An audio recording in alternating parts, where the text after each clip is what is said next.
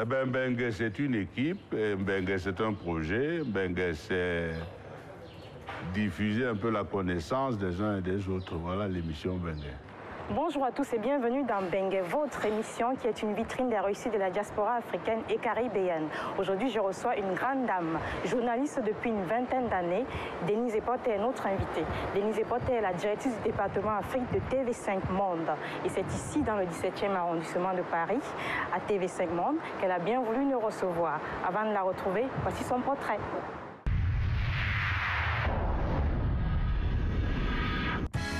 Denise Epote, journaliste de profession depuis une vingtaine d'années. Née au Cameroun, Denise Epote a débuté sa carrière à la CRTV, la Cameroun Radio and Television. Après une dizaine d'années de service au sein de la chaîne publique du Cameroun, Denise Epote s'envole pour la France rejoindre l'équipe de TV5 Monde, la chaîne française internationale. Outre son émission qu'elle présente intitulée « Et si vous me disiez toute la vérité », Denise Epote est surtout la directrice régionale Afrique de TV5 Monde. Certains la qualifient de femme difficile, d'autres en revanche apprécient son professionnalisme, ce qui lui a valu plusieurs distinctions en Afrique et en Europe. Denise Epote reste depuis un quart de siècle une journaliste emblématique.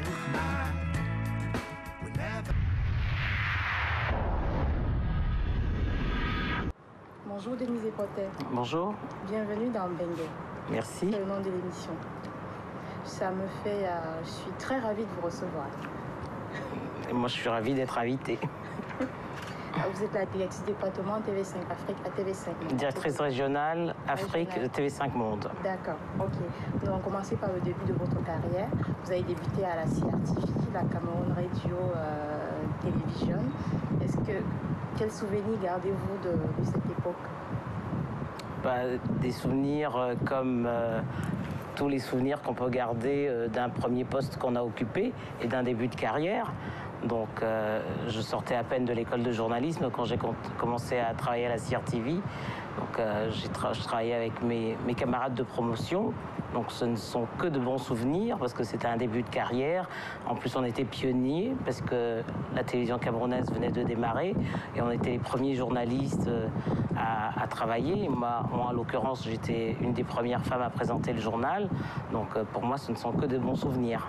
Et vous êtes resté en contact avec vos anciens collaborateurs de la CRTV? Oui, bien sûr, pourquoi pas. Ce sont mes camarades de promotion. Et puis récemment, au mois de mars, pour les 25 ans de la télévision camerounaise, j'ai été invité à représenter le journal avec mon homologue anglophone, Eric Chinje. Justement, je voulais vous poser cette question. Est-ce que c'est une expérience que vous allez refaire de temps en temps, repartir à la CRTV? C'est pas à moi qu'il faut poser la question. Il faut poser la question au directeur général de la CRTV qui a eu l'idée de nous inviter pour fêter les 25 ans de la CRTV, parce que Eric et moi avions été les premiers journalistes à présenter le journal. Donc il nous a invités pour les 25 ans. Maintenant, si l'expérience se renouvelle, c'est lui qui en décidera. Revenons sur le début de votre carrière, notamment pour le choix de votre métier, qui, je suppose que vous êtes passionné par le journalisme, votre métier. Paraît-il que vos parents voulaient que vous soyez plutôt avocate. Comment avez-vous fait pour les convaincre?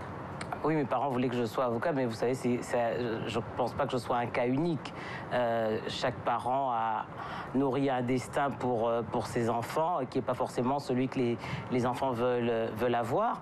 Et mes parents voulaient que je sois avocate, donc pour leur faire plaisir, j'ai fait des études de droit.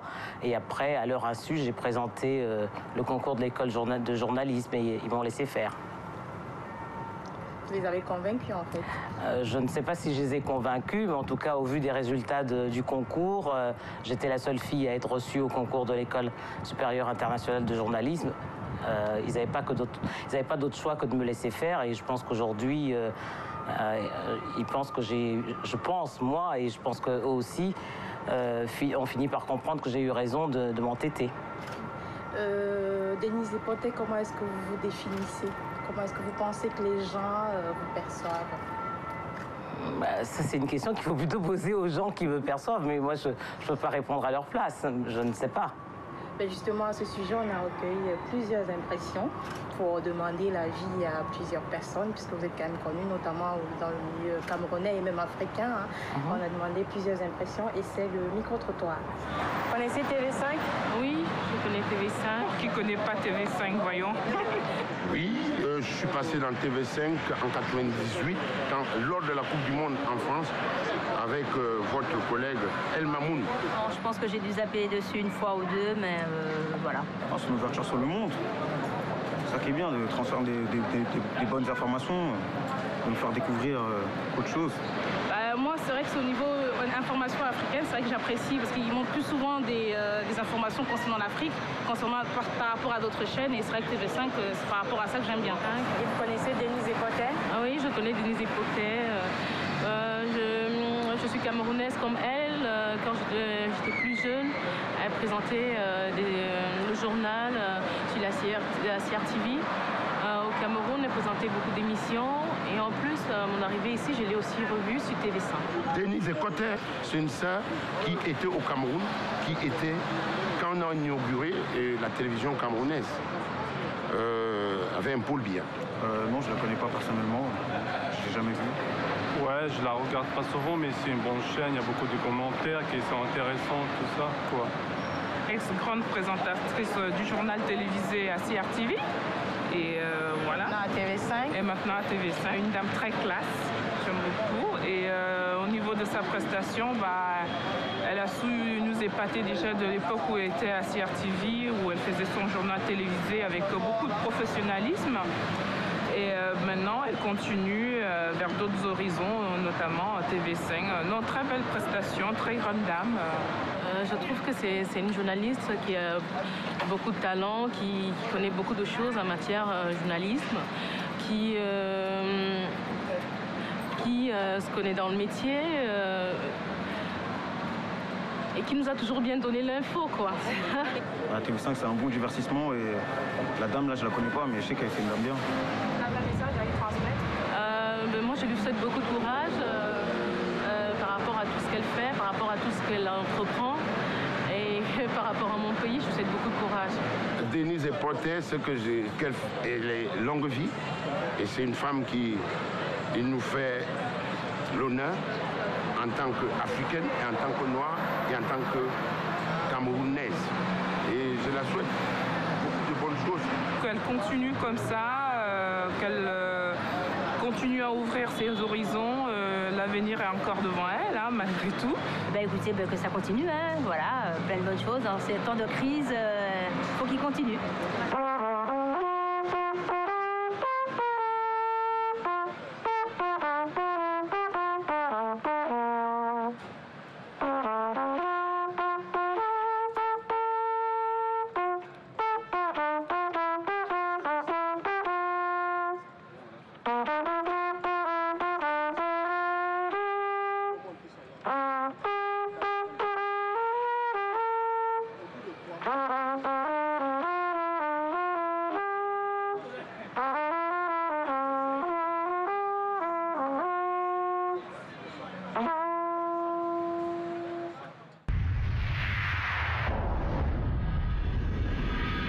Vos impressions après ce que vous venez de voir?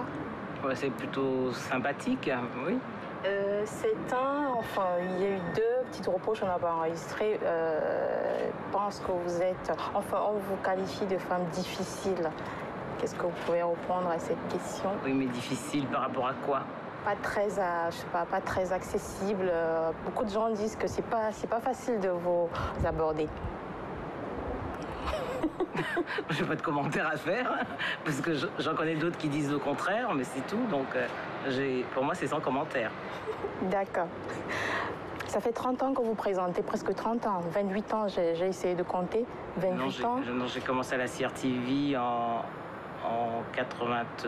La CRTV a démarré en 85, mais avant 85, j'étais à la radio. Donc, au journal, ça fait depuis 85.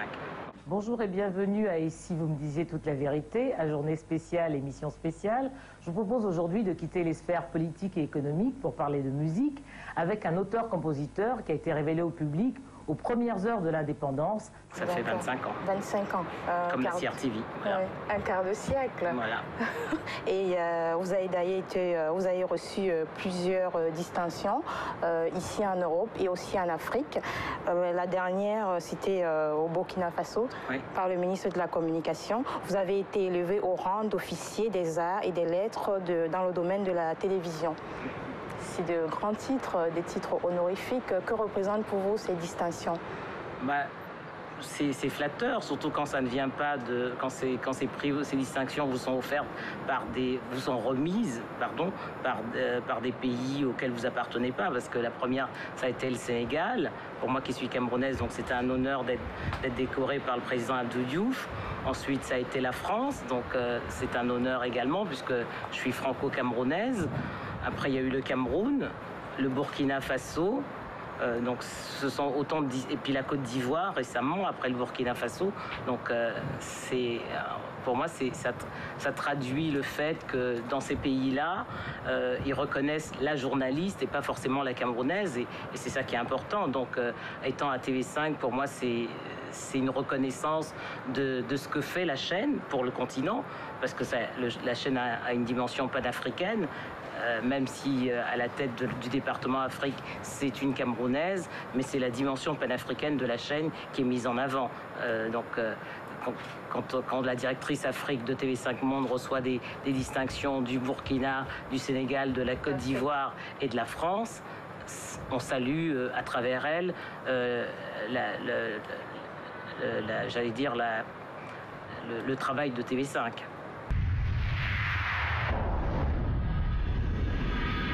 Il est avec nous sur RFI. Bonjour Maman. Bonjour Sébastien. La République de Mbengue vient donc d'instaurer ce fameux VLSTS. Le VLSTS, ou visa long séjour valant titre de séjour, a été inauguré le 9 septembre par le ministre mbenguiste de l'immigration, monsieur Éric Besson. Immigré lui-même, puisqu'on se souvient comment il a clandestinement immigré du Parti socialiste vers l'UMP, sans visa et sans scrupules. Saluons la politique humaine de l'UMP qui a promptement accordé l'asile politique à ce pauvre migrant qui ne faisait que fuir la guerre civile et l'insécurité qui régnait dans son pays d'origine, le Parti socialiste. Donc, monsieur Besson Éric, comme on dit à la préfecture de police, monsieur Besson Éric, lors d'une cérémonie officielle avec champagne et flonflon, a remis le premier visa long séjour valant titre de séjour à son premier bénéficiaire, un citoyen tunisien qui a été fermement invité à trinquer avec le ministre en plein mois de Ramadan. Il n'avait pas le choix, c'était le champagne ou le charter retour. Alors, comment était la vie avant le visa long séjour valant titre de séjour? Petit tour d'horizon des différents types de visas pour entrer. 3 mois, 12 mois, 20 mois, 4 ans, 15 ans. La durée de ce visa